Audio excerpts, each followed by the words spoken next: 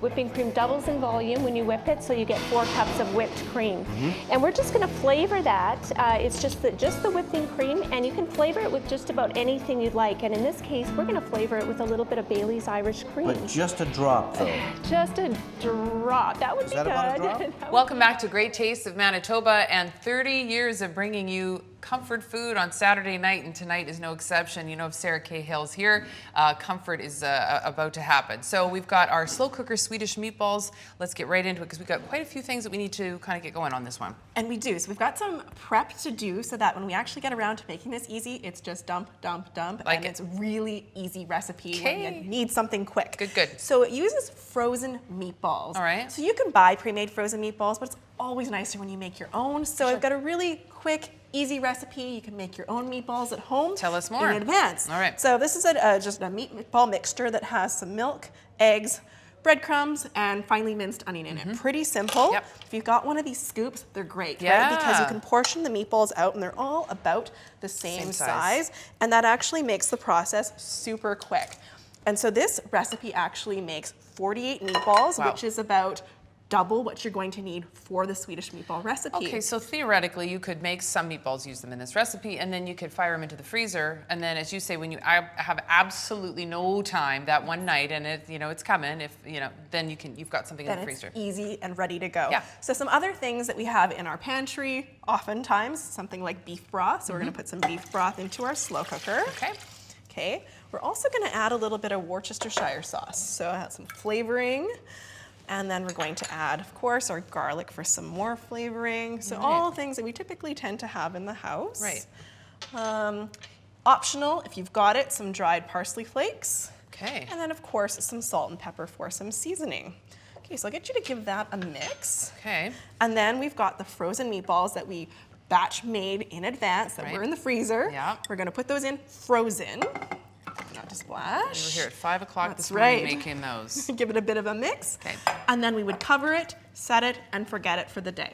Love it. Okay, so we come home. Next. Our meatballs are ready to go, nice and cooked. We're going to take the lid off and we're going to add our egg noodles. Voila. Okay. It's beautiful. So we've got our egg noodles here. Put those in. Now these are ready-made egg noodles made in Manitoba, in Winkler, Manitoba. They are, I love the texture of these noodles. These have become one of my favorite things to cook with. And so nice to in have my kitchen all the time. Local product, right? Yeah. And so we're gonna mix them up. Now you're gonna think, it's kind of a little bit strange. Are these actually gonna soften up? I promise they will. They will. So we're gonna put the cover back on for 10 minutes. We've turned the heat up to high and they will soften. So in the meantime, we're going to make the cream part of our sauce. So we've got some half and half cream to which we're going to add some cornstarch. So thickening it up a little bit Thickening it up. a lot. Yeah, that's right. And so we're gonna mix that into our cold half and half cream. And then we're going to pretend that 10 minutes has gone by. 10 minutes has gone by. So we take, that's right, our lid off. And so you will notice that the noodles are still a little bit, shall we say, al dente or a little bit tough, right? Yeah. And that's okay. Don't freak out. That's normal. Okay. So what we're going to do is add our cream and cornstarch mixture. I'll get you to maybe stir that up. Sure. And we've also got some sour cream that we're going to add. Oh, wow. Okay. So the sour cream gives it an extra layer of creaminess and a little bit of tanginess. And you can really use any kind of sour cream that you have in your fridge, whether that be full fat, light, no fat. It all works really well in this recipe. Yeah, in terms of texture and taste, right? That's right. Okay, so. So you incorporate it all, put the lid back That's on. not perfectly mixed yet, but That's okay. You know what? The heat will help to sort of bring it all together. And this is kind of the idea, right? The This isn't going idea. to be the finished product that we see. So. And you put the lid back on for another 10 minutes. It continues to cook and thicken. Trick is that it's on high. And then, once it has that time to heat up and thicken up, you have your finished product. And how long again? Another 10 minutes. 10 minutes and that's it. And So, that's it. like, So really 20 minutes from when you get home. Well, when you get home. Yeah, and to starting this, to put in to- your noodles as well as your cream. Oh, yeah. So you have your beautiful mixture there. It's amazing how, the difference that 10 minutes That's right. makes in terms of how it looks. And Well, it so looks- it's nice and thick and creamy. You could double this recipe if you wanted to.